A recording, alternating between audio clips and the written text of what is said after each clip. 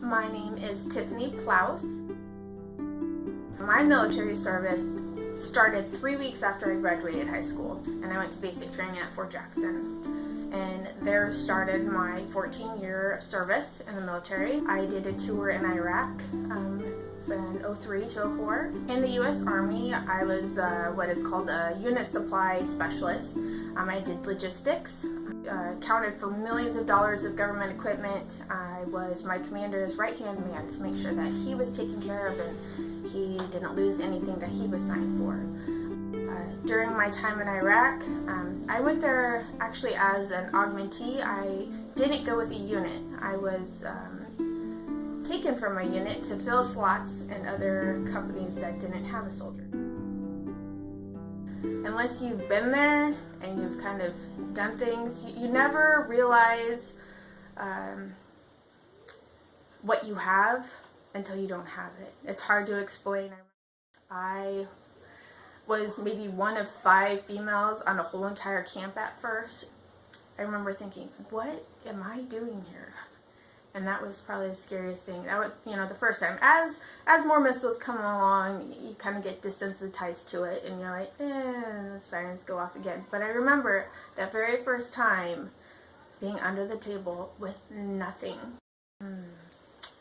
Who is Tiffany is a good question.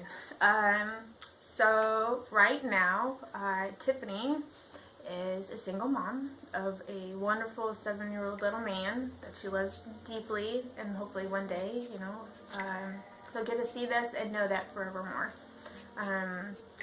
I am a recent graduate, so I got to live my dream of figuring out how I was going to pay for school, and I did it. I graduated from Washington State University in Vancouver with my bachelor's in human development with a certificate in case management and administration.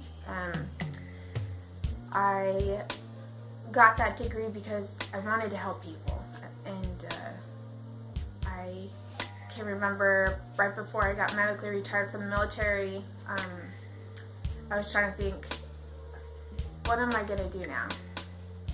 What now? This wasn't the plan. I was gonna do my whole 20. I got cut short, and I got back to my military career. I was like, what was the thing that I loved doing more than anything? And it was taking care of soldiers. And I would love to empower more women veterans to stand up and say, I serve too. To find out that a company was willing to do something like this, to bless somebody with new floors, or was amazing. Like, I don't know, it was kind of shocking to me that could be a huge blessing to somebody.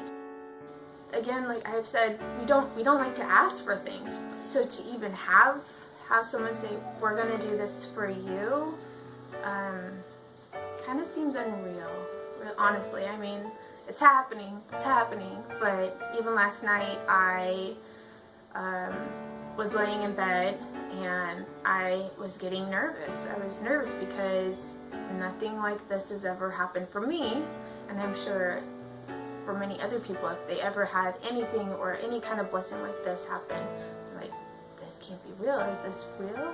And someone pinched me. I have to be dreaming. So it's been amazing, and it is amazing that a company would even offer something like this, and to recognize veterans, I think is amazing. I don't know what other word to use. It's amazing. If you were looking for an opportunity to help a veteran, whether it was something as large and amazing as helping with floors, or something as little as buying a cup of coffee because you see them at McDonald's and they're asking for a veteran discount, know that it's very much appreciated, and sometimes it's hard for us to tell you that or to show it. There's tons of programs out there. There is something as simple as, maybe you don't want to give money to somebody that's holding up a sign, but maybe giving them an apple or something healthy to eat. Whatever you're comfortable with would be amazing, and I encourage you to do it. It doesn't have to be huge. It can be something small to pass forward.